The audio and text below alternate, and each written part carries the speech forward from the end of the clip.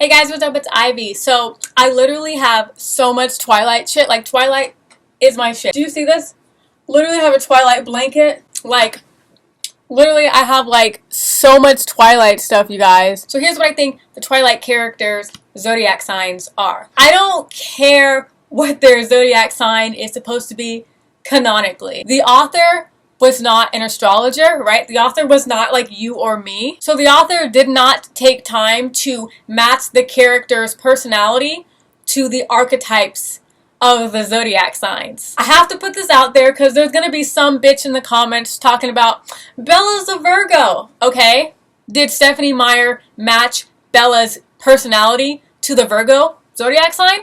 No, she fucking didn't. Now, speaking of Bella's an Aries. This bitch is always putting herself in dangerous situations. Like, I'm pretty sure that's even something that Edward commented on, is that like she naturally attracts danger. Aries is a sign that always finds itself in situations where there's conflict, where there's danger, where there's urgency, where the situations are potentially life-threatening. Not only that, but Bella is so self-sacrificing. That was actually one of my least favorite things about her, that she was always willing to take one for the team, to sacrifice herself on behalf of her loved ones, regardless if she had powers or not, or if she even had strength or not. And that's really getting to the essence of Aries spirit, right? Like, these are my comrades, these are my loved ones. If you want to get to them, you're gonna have to go through me first. Also, the fact that this girl was so decisive. Now, if you never read the books, you only watched the movies, then it may seem to you that Bella like deliberated back and forth between whether she wanted to be a human or whether she wanted to be a vampire, whether she wanted to be with Edward or whether she wanted to be with Jacob.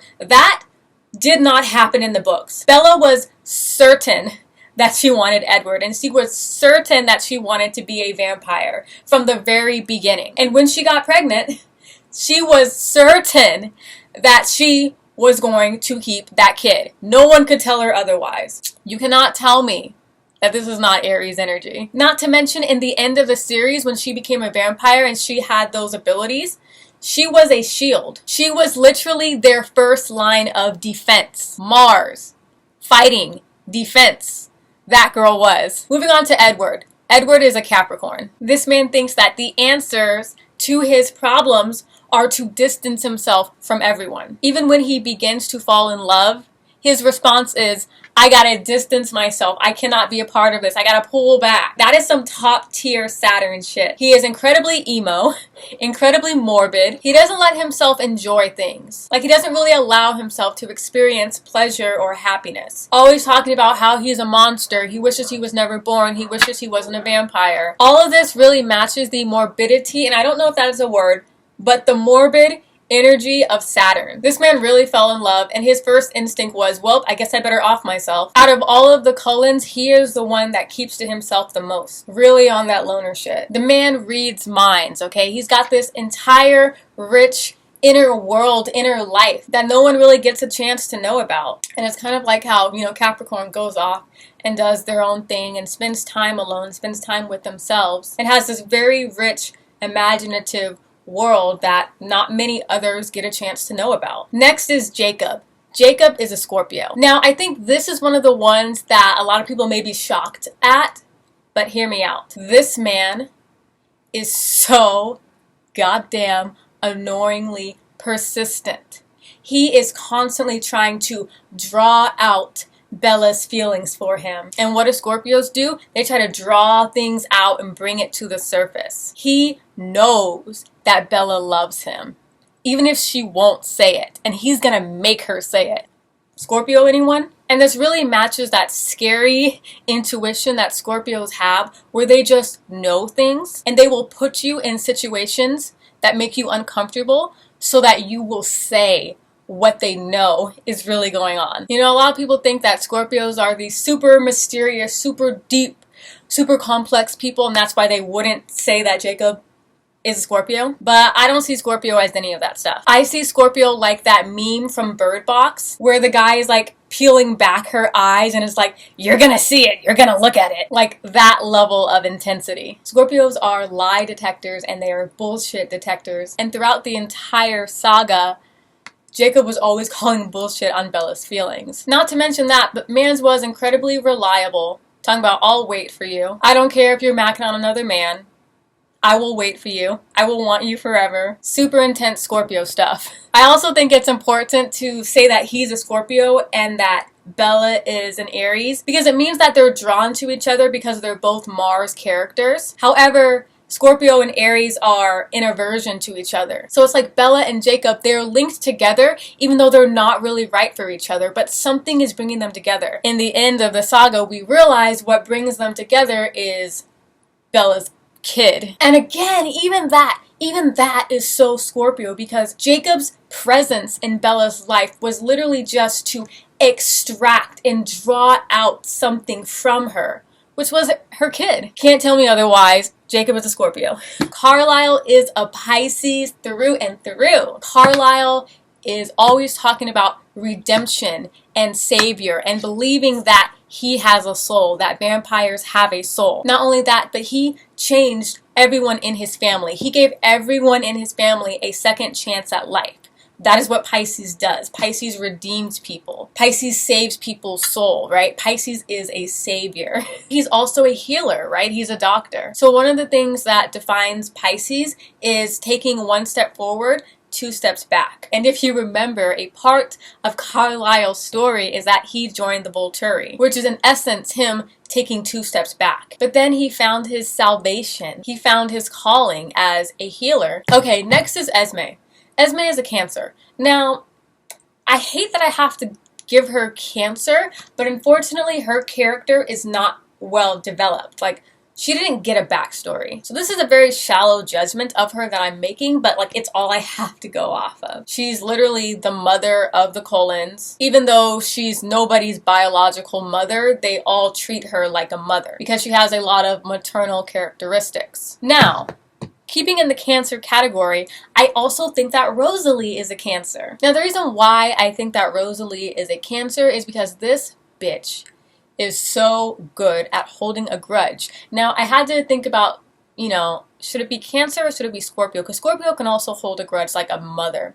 But I specifically think that Cancer is best for Rosalie, and here's why. First, all Rosalie wanted to do was be a human. She wanted to live the life of a domestic wife. She wanted to be married. She wanted to be a housewife. She wanted to be a mother. That's really all she wanted to do. And she deeply resents being a vampire because you can't have that human, natural, earthly, mortal life.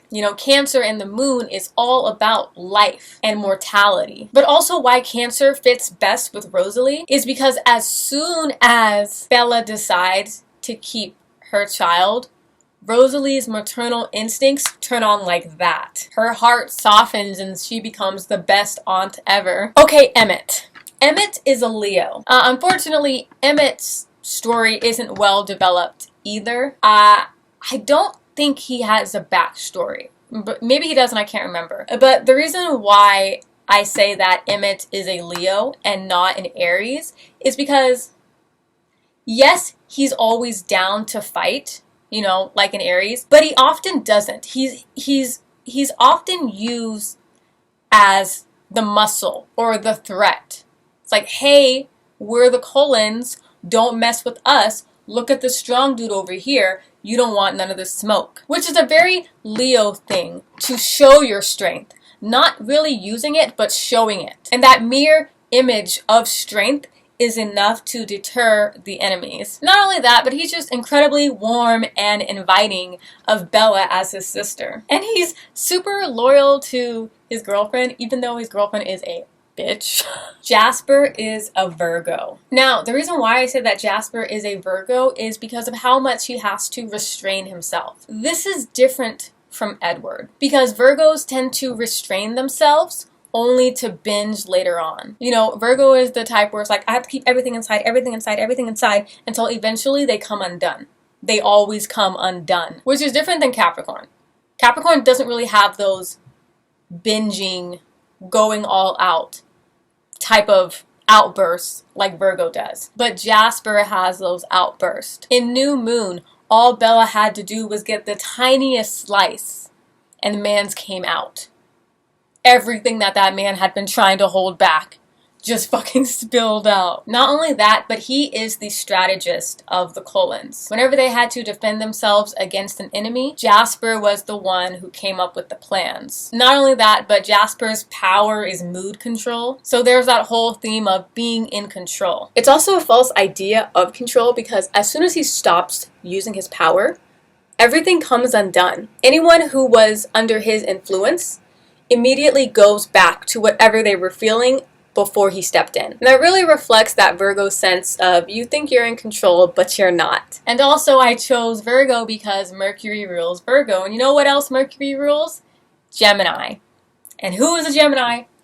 Alice. Alice has the gift of sight, the gift of prediction, the gift of knowledge. She knows what is going to happen before it happens. And she acts as a messenger, telling everyone else what is going to happen. She's extremely agile in the way that she walks and carries herself. She helps her loved ones get ready for what's about to come. And sometimes she talks too much. Like that was a thing that annoyed Edward. Like sometimes she would say things to Bella that Edward did not want her to say. So there's that like gossipy energy of Gemini. Always trying to rush the process, right? Speed things along, that speedy, quick movement of Mercury. Not to mention, she also just kind of looks like Mercury, like her facial features are Mercury. And of course, since Gemini and Virgo are both ruled by Mercury, I just thought it was cute to put the Mercury lovers together. I think that Renesmee is an Aquarius. The only reason I say that she is an Aquarius is because she is an extreme case of